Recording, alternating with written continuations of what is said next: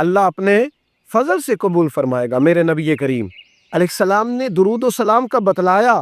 ایک صحابی نے عرض کی حضور مسجد میں کیسے داخل ہونا ہے؟ فرمایا مسجد میں جب داخل ہونا تو پہلے مسجد میں داخل ہونے کی دعا پڑھنا، پھر اپنے نبی پہ درود و سلام پڑھنا۔ حضور نکلنا کیسے ہے؟ پہلے باہر نکلنا تو پہلے دعا پڑھنا، پھر اپنے نبی پہ درود و سلام پڑھنا۔ ایک نے عرض کی حضور اذان ہو رہی ہو تو کیا کروں؟ حضور نے فرمایا اذان کے کلمات کا جواب دے اور پھر اپنے نبی پہ درود و سلام پڑھ، پھر اپنے محبوب پر اور امام قرطبی نے لکھا ہے ایک نے آ کے عرض کی یا رسول اللہ صلی اللہ علیہ وسلم گھر میں غربت بڑی ہے۔ حضور نے فرمایا جب بھی گھر جانا 3 دفعہ سورہ اخلاص پڑھ اور اپنے گھر والوں کو سلام کہہ، اللہ تیری غربتیں دور کر دے گا۔ عرض کی یا رسول اللہ صلی اللہ علیہ وسلم چھوٹی سی فیملی ہے، کئی دفعہ گھر میں کوئی بھی نہیں ہوتا، پھر کیا کروں؟ آپ نے کہا ہے گھر والوں کو سلام کہنا ہے، سورہ اخلاص پڑھنی ہے۔ تو حضور نے فرمایا جب گھر میں کوئی نہ ہو تو سورہ اخلاص پڑھنا اور اپنے نبی پہ درود و سلام پڑھنا۔ وہ صحابی کہتے ہیں میں نے اتنا عمل پکایا، کچھ مہینوں کے بعد وہ آئے اور عرض کرنے لگے یا رسول اللہ صلی اللہ علیہ وسلم کمال یہ ہے کہ درود و سلام کی برکت سے میں تو امیر ہوا ہی ہوں، میرے پڑوسی بھی امیر ہو گئے، دائیں بائیں والے لوگوں پہ بھی اللہ نے کرم فرمایا۔ درود شریف ایک ایسا وظیفہ ہے، درود و سلام ایک ایسی حسین چیز ہے۔ نبی کریم علیہ الصلوۃ والسلام نے فرمایا مجھ پر نہ دنیا میں اپنی محفلوں میں کثرت سے درود و سلام پڑھا کرو، کثرت سے۔ فرمایا قیامت کی دشوار گزار گھاٹیوں میں نا یہ تم نے پڑھا دنیا میں ہوگا، لیکن یہ قیامت کی گھاٹیوں میں تمہارے کام آئے گا، وہاں تمہیں روشنی دے گا۔ اور حضور نے فرمایا انا اول الناس بی یوم القیامہ اکثرہم علیہ صلاۃ۔ فرمایا قیامت کے دن لوگ اپنے اپنے اعمال کی وجہ سے میرے قریب بیٹھیں گے، اور میرے سب سے زیادہ قریب وہ بیٹھے گا جو دنیا میں مجھ پر کثرت سے درود و سلام پڑھنے والا، جو کہنے والا ہوا مصطفیٰ جان رحمت پہ لاکھوں سلام، شم بزم ہدایت پہ لاکھوں جو درود و سلام پڑھے، جو درود و سلام کا ذوق پیدا کرے، جو درود و سلام کا شوق لائے، جس کی طبیعت ہو کہ درود و سلام اس کا مزاج بنے۔ رسول کریم صلی اللہ تعالیٰ علیہ وآلہ وسلم نے ارشاد فرمایا جس نے مجھ پر ایک بار درود شریف پڑھا اللہ اس پر 10 رحمتیں فرمائے، اور جو 10 بار پڑھے گا اللہ 100 رحمتیں فرمائے، اور جو 100 بار پڑھے گا اللہ 1000 رحمت فرمائے۔ اور حضور فرماتے ہیں جو 1000 بار درود و سلام پڑھے گا نا قیامت کے دن اس کی پیشانی پہ لکھا ہوگا کہ یہ نفاق سے بھی بری ہے اور جہنم کی آگ سے بھی بری ہے۔ یہ لکھا ہوگا کہ یہ نفاق سے بھی بری ہے اور دوزخ کی آگ سے بھی بری ہے۔ میرے نبی کریم علیہ وآلہ وسلم کے صحابی حضرت ابی بن کعب رضی اللہ تعالیٰ وہ حاضر خدمت ہوئے، عرض کرنے لگے یا رسول اللہ صلی اللہ علیہ وسلم آپ پر کتنا درود شریف پڑھوں؟ سبحان اللہ، صحابہ کا بھی ذوق دیکھیں کیا انداز گفتگو ہے۔ عرض کی حضور میں نے ایک ارادہ کیا ہے کہ باقی دعائیں اذکار سارے میں نے جمع کیے ہیں، تو 3 حصہ باقی کے سارے ذکر کروں گا، دعائیں کروں گا، اور ایک حصہ نا چوتھا حصہ میں آپ پہ درود و سلام پڑھوں گا۔ یا رسول اللہ کافی ہے؟ نبی کریم صلی اللہ علیہ وسلم نے فرمایا تھوڑا زیادہ کر لے تیرا فائدہ ہو جائے گا۔ عرض کی حضور ٹھیک ہے، میں آدھا وقت باقی کے اذکار کروں گا اور آدھا وقت درود و سلام پڑھوں گا۔ حضور مسکرائے، فرمایا زیادہ کر لے تیرا فائدہ ہو جائے گا۔ عرض کی حضور یا رسول اللہ صلی اللہ علیہ وسلم میں 3 حصے درود و سلام پڑھوں گا، ایک حصہ باقی کے ذکر۔ پتہ نہیں میرے محبوب کا دریائے رحمت کتنے جوش میں تھا، محبوب فرمانے لگے زیادہ کر لے فائدہ ہو جائے گا۔ عرض کی حضور میں ہر وقت درود و سلام ہی پڑھوں گا۔ حضور نے فرمایا پھر تیری دنیا کے لیے بھی کافی ہو جائے گا، تیری آخرت کے لیے بھی کافی ہو جائے گا۔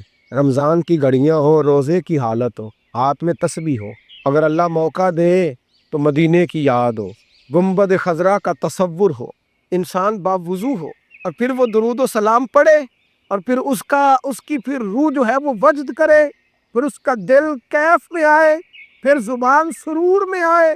اور امام سخاوی فرمایا کرتے تھے جن کو بھی محبوب کا دیدار ہوا ہے نا کثرت درود و سلام کی برکت سے ہوا ہے، حضور پر درود شریف پڑھنے کی برکت سے ہوا ہے۔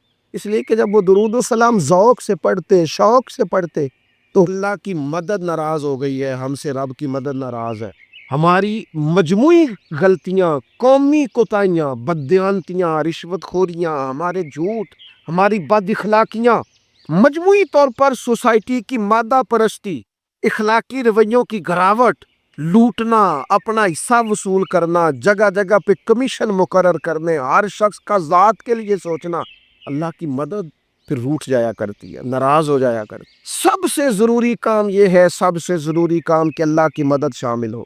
سب سے ایک صحابی تھے، ایک جگہ انہیں شہید کیا جا رہا تھا، تو کافر چاہتے تھے کہ ہم ان کی لاش کو معاذ اللہ ثم معاذ اللہ بے حرمتی کریں۔ انہوں نے عرض کی مالک تو میرا مددگار ہے، اس بیابان جنگل میں میری مدد کرنا۔ شہد کی مکھیاں آ گئیں، ان کے پورے وجود کو چھپا لیا، کوئی چیز قریب آئی نہیں، اور لوگ کہتے ہیں مکھی اٹھ کے بیٹھے تو زخمی کر دیتی ہے، لیکن وہ اٹھ کے گئی تو وجود پہلے سے زیادہ تر و تازہ تھا۔ اللہ نے محفوظ کر لیا وجود ان لوگوں کا، اللہ نے حفاظت فرمائی، اللہ کی مدد شامل تھی، اللہ کی مدد۔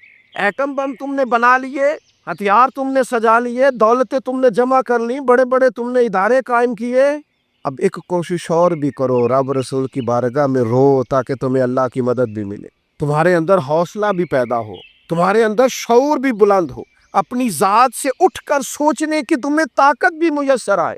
میرے عزیز، اگر اس کی بارگاہ میں رونا آ جائے نا، اس کی بارگاہ میں اسے منانا آ جائے، تو پھر تو کیفیات ہی کچھ اور ہو جاتی ہیں۔ کتنا کو روئیں بھلا؟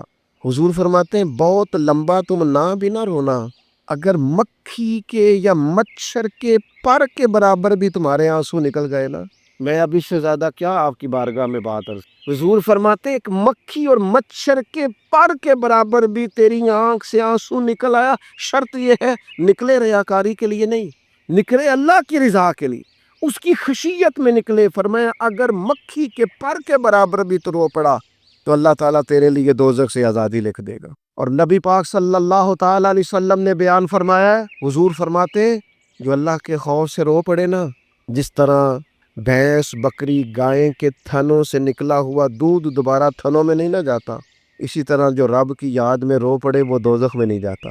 یہ مثال دیکھے کیسی دی حضور نے سمجھانے کی۔ اگر کبھی رونا آئے اس کے لیے تنہائی کا انتخاب کریں، مجمع میں نہیں۔ ایک بندے کو حضرت عمر نے مجمع میں روتا دیکھا تو فرمایا یہ کام تو اکیلے میں کرتا، تیرے لیے برکت والا ہو، تیرے آنسو نکلے، تیرے رخساروں پہ بہیں۔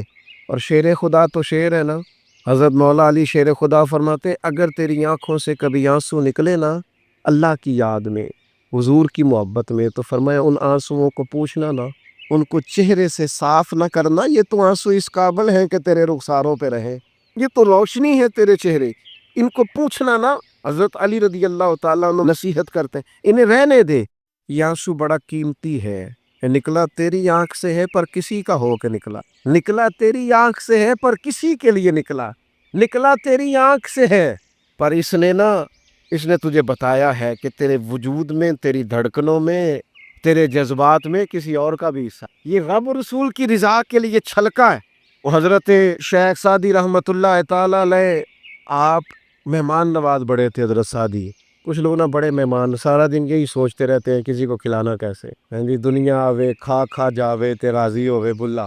تو حضرت سعدی مہمان نواز بڑے تھے، تو قرضہ چڑھ گیا، قرضہ صرف مہمانوں کو کھانا کھلانے کا ہی تھا۔ تو ایک دن سارے ہی قرض کھا کے بیٹھ کے کہنے لگا بابا پیسے دیں گے تو جائیں گے، پیسے رکھ، سب جھگڑا کر رہے ہیں۔ حضرت سعدی کہتے ہیں وہ مطالبہ کر رہے پیسے دو اور مجھے ٹینشن ہے، ان کو کھلایا پلایا کچھ نہیں۔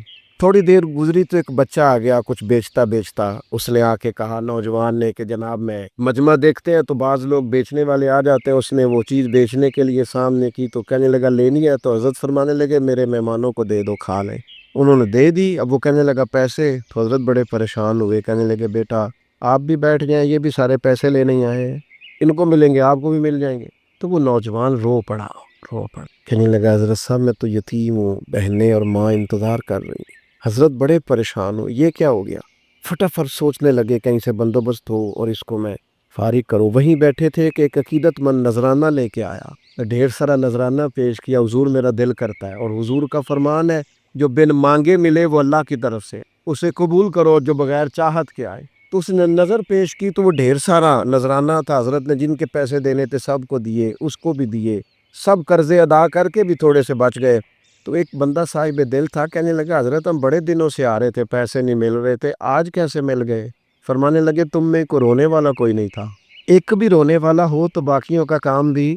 سنو نا حدیث ہے بہقی شریف میں، حضرت حیثم بن مالک رضی اللہ تعالیٰ عنہ فرماتے ہیں نبی پاک علیہ السلام خطبہ دے رہے تھے، تقریر فرما رہے تھے، حضور کی باتیں دلوں کے میل کچیل اتارتی چلی جا رہی تھی۔ فرماتے ایک شخص نبی پاک علیہ السلام کے سامنے بیٹھ کر حضور کی گفتگو سن رہے تھے، وہ رو پڑے، ساری گفتگو چھوڑ کے نبی پاک صلی اللہ تعالی علیہ وسلم کی توجہ اس شخص کی طرف ہو گئی. ہوا کیا ہے؟ وہ تقریر سنتے، بات سنتے بس رو پڑے. تو نبی پاک علیہ الصلوۃ والسلام فرمانے لگے آج اگر وہ سارے مومن بھی یہاں موجود ہوتے جن کے گناہ پہاڑوں کے برابر وزنی ہوتے تو اس ایک بندے کے رونے کی وجہ سے اللہ سب کی بخشش فرما دے. اور نبی پاک علیہ الصلوۃ والسلام فرمانے لگے یہ رویا ہے تو اس کے رونے پر فرشتے بھی روئے ہیں، اور فرشتے دعا کر رہے ہیں کہ اے اللہ یہ جو نہیں روتے نا ان کے حق میں ان کی سفارش قبول کر لے جو تیری بارگاہ میں روتے ہیں، جو تیرے حضور عرض گزار ہوتے ان کی سفارش قبول کر لے، ان کے حق میں قبول کر لے. وہ بڑا رو لیا ہے فیکٹری کے مالک کے سامنے، بڑا رو لیا امیروں کے سامنے، مالداروں کے سامنے، تگڑے رشتہ داروں کو مائل کرنے کی بڑی جد و جہد کر لی. کچھ وقت سحری میں اٹھ کے رب کے حضور نہ روئیں، کچھ وقت سحری میں سجدہ لمبا نہ کریں اس کی بارگاہ میں، کچھ دعائیں اس کے حضور نہ مانگیں.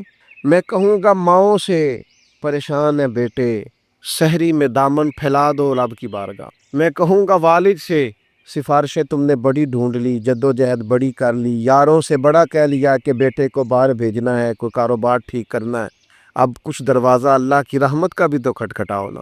اور میرے نبی پاک علیہ السلام نے گارنٹی دی ہے، فرمایا ماں باپ اولاد کے لیے جو بھی مانگے اللہ اپنے فضل سے عطا فرماتا ہے.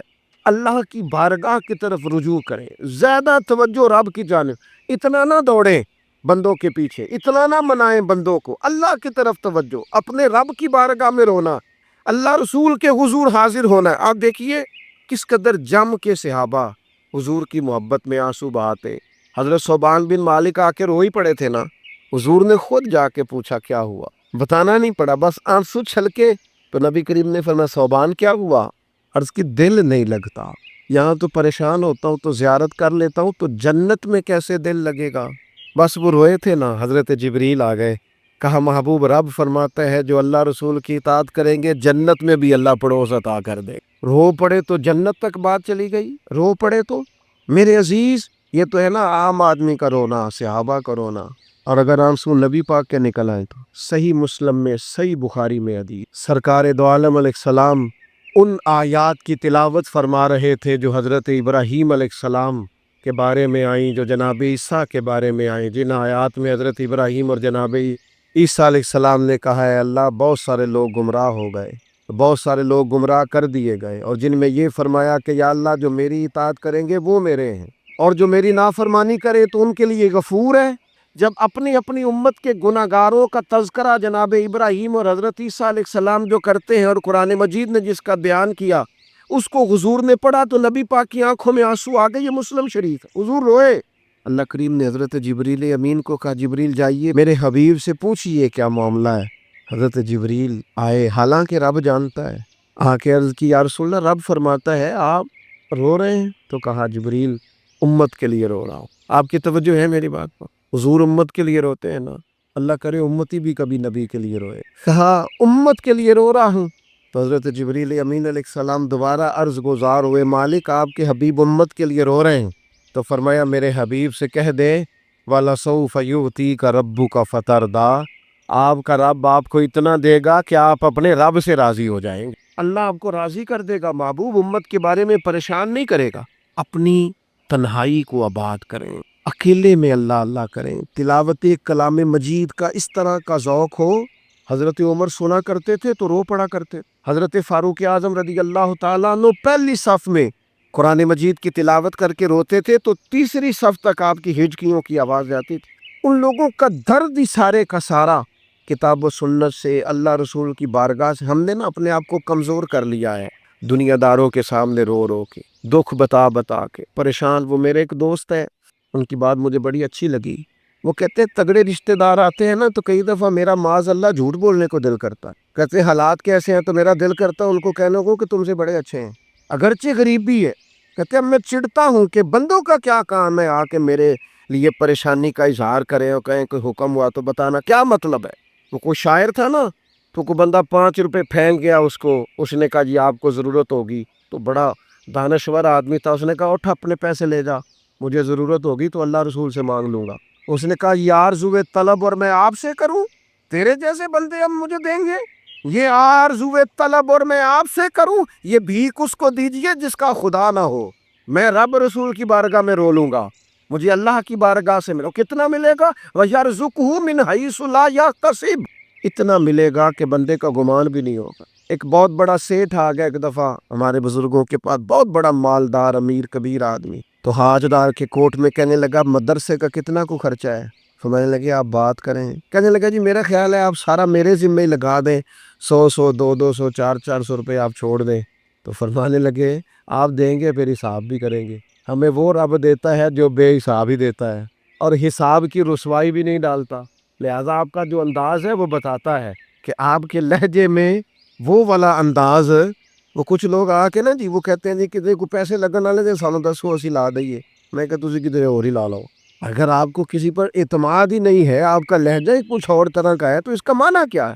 میرے عزیز، لوگ تو تھوڑا دیتے ہیں تو پریشان کرتے ہیں، اس رب کی طرف رجوع کریں جو اتنا دیتا ہے کہ بندے لے لے کے ہی تھکتے ہیں، وہ دے کے نہیں تھکتا۔ اللہ کے حضور اپنے آنسو بہائیں، کچھ وقت عبادات کے لیے رکھیں۔ آپ جتنے بھی انبیاء کے تذکرے پر، حضرت شعیب علیہ السلام بڑا ہی رویا کرتے تھے۔ اللہ کریم نے پوچھا جنت کے لیے روتے ہو کہ دوزخ کے خوف سے؟ کہا مالک میں تو تیرے لیے روتا ہوں، تیری چاہت میں روتا ہوں، تیرے لیے آنسو بہاتا ہوں۔ میرے عزیز، انبیاء ہو، صلحاء ہو، اتقیاء ہو، صحابہ ہو، اہل بیت ہو، جم کے آنسو بہے۔ جنہیں رونا آ گیا نا انہیں منانا آ گیا، جنہیں رونا آ گیا ان پہ رحم آ گیا، جن کی آنکھیں چھلک پڑیں وہ محبوب کو پا گئے۔ شرط یہ ہے کہ تنہائی ہو، بندہ اکیلا ہو، رج روئے پر روئے اللہ رسول کے، ان کی بارگاہ میں روئے۔ باہر تو نکلے تو پھر تو منہ دھو کے نکلے نا، آنسو بندوں کو نہیں دکھانے، آنسو اللہ رسول کو۔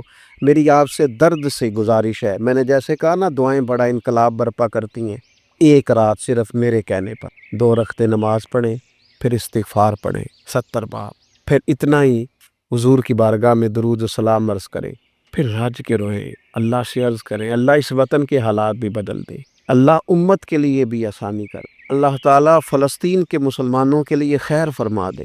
ہم اگر اجتماعی طور پر اور انفرادی طور پر اپنے رب کی بارگاہ میں دعاؤں کا رشتہ مضبوط کریں گے نا تو وہ بڑا ہی کریم ہے۔ جب اتنے سارے لوگوں کے ہاتھ اٹھتے ہیں نا، میں یہاں بھی کئی دفعہ لمبی دعا کرتا ہوں جمعے کے بعد، سوچتا یہ ہوں اتنا بڑا مجمع ہے، ہزاروں لوگ ہیں، تو ہو سکتا ہے کسی ایک نیک آدمی کی آمین سے کئیوں کا بھلا ہو جائے۔ کئیوں کے تو جم کے دعائیں کریں، اپنا رشتہ اپنے رب سے مضبوط کریں، ہر روز رات کو اللہ کے حضور حاضر ہو کے اپنے کو حساب کے لیے پیش کریں۔ خوبیاں ہوں تو سجدہ شکر، خامیاں ہوں تو دعا اور استغفار۔ اللہ تعالی عمل کرنے اور سمجھ جانے کی توفیق عطا کرے۔ وما علینا الا البلاغ المبین۔